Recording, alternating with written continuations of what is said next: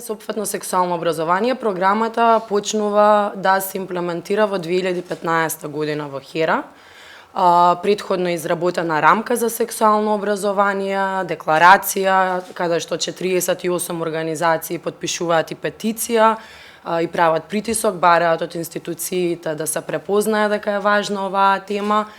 И додека дојдеме до овој момент сега, каде што веројатно видовте пред неколку дена се донеса одлука каде што ќе се пилотира сопфатно сексуално образование во училиштата. За додека дојдовме до овој момент, ние активно работевме на терен и не го губевме времето, односно поминовме над 1300 деца, односно млади кои учеа и ги поминаа 7 компоненти на сеопфатното сексуално образование. Јас на кратко би сакала само да ви кажам што е сеопфатно сексуално образование. Сеопфатно сексуално образование подразбира учење за когнитивниот, емоционалниот, социјалниот и физичкиот аспект на сексуалноста. Сексуалното образование започнува рано во детството и продолжува низ адолесценцијата и зрелоста. За децата и младите тоа има за цел поддршка и заштита на сексуалниот развој. Опфаќа 7 компоненти кои се малце модифицирани, се поразлични сега во новиот прирачник, тоа ќе ви го каже понатаму Бојан. Јас сега ќе ви кажам како изгледаше програмата за неформално образование, односно прирачникот за врснички едукатори. Тоа се 7 теми и се многу важни. Тоа е род како прва, сексуално и репродуктивно здравје, задоволство, граѓански аспекти, врски и односи, насилство и различност.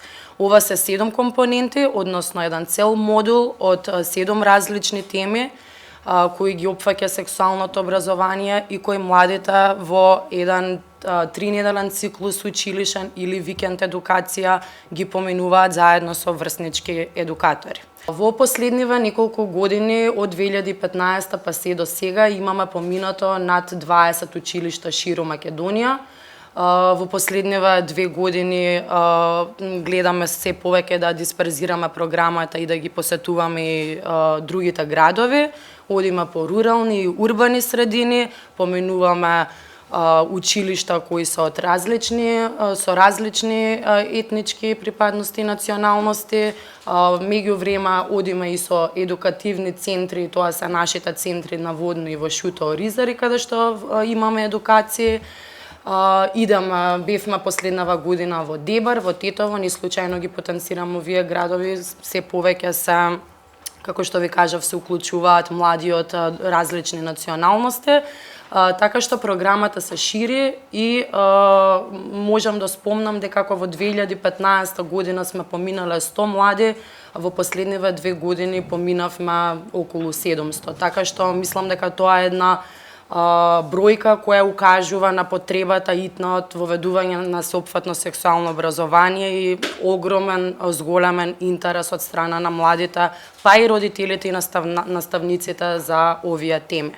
Ако некогаш ни требаше многу мака за да влеземе во училиштата, подпишување меморандуми и слично, со тек на време тоа малце се смени и сега веќе сами набараат и ни звонат на телефон. Дали родителите, дали наставниците, дали децата. И тоа само за тоа што дефинитивно овие теми ги засегаат, имаат многу прашања, збунати се, а за жал во рамките на образовните институции одговорите не може да ги добијат. Инаку самото истражување се базираше на телефонска анкета, каде што се обидовме да направиме што е можно порепрезентативен примерок, во кој што се беа вклучени 800 родители и старатели. Истата беше спроведена во јули 2019 година. Значи, целта ни беше да направиме анализа на мислењата на родителите во однос на различните теми за воведување на содржини за сексуално образование во училиштата. Значи, не ни беше идејата да ги прашаме дали сте за или против воведување на сексуално образование, бидејќи сметаме и се уште сметаме дека голем број од родителите не го сваќаат концептот на сексуално образование. Зошто? Ова е едно од прашањата кои што многу често ни се случува во минатото, кога разговаравме со властите, со политичарите во однос на воведување на сексуално образование, вклучително и со Бирото за развој на образование, со Министерството за образование, каде што една од главните пречки беше дека родителите не се подготвени нивните деца да учат за сексуално образование, односно ќе се јави отпор во самите училишта во однос на сексуалното образование. Особено ни беше потенцирано дека ваквиот отпор би бил присутен во средини кои што се со мултиетнички карактер, особено во средини каде што доминира, да кажеме, муслиманското население, меѓутоа исто така и во руралните средини.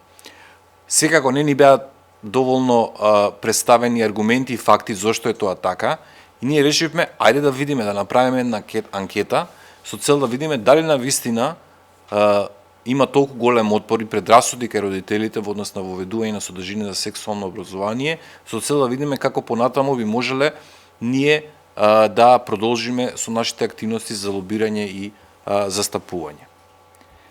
Веќе Мери ги спомена темите на сексуално образование. Оно што сакаме ние тука да го демистифицираме е дека сексуалното образование не се однесува само на биомедицинските аспекти, не се однесува само на здравието персе во однос на сексуалното образование, туку тоа опфаќа многу други различни компоненти, пред се градење на емоционални, социјални вештини кај децата кои што се поврзани со различни аспекти.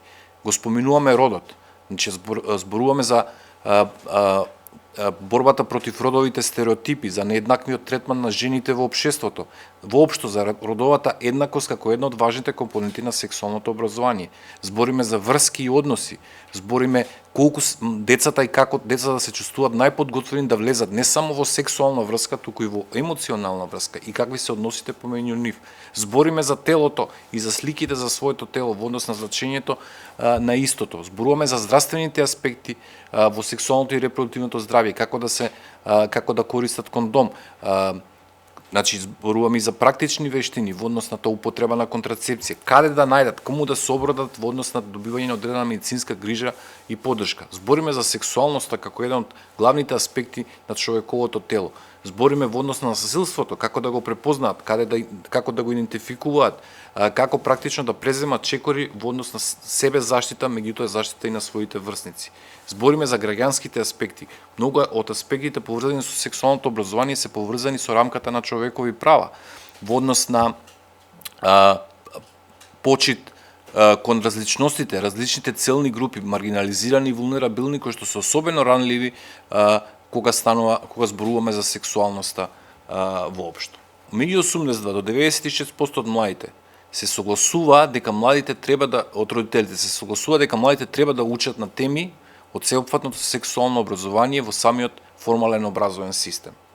Може да видите кои се највисоките оценки, односно најголемата согласност каде постои во однос на заштитата од насилството, услуги при ризик од СП и ХИВ, особено многу им е важно на родителите, каде можат младите да најдат информација, каде да се тестираат, каде да се обратат за одредена помош и поддршка. Исто така заштита од несаканата бременост, односно контрацепцијата е многу важен сегмент.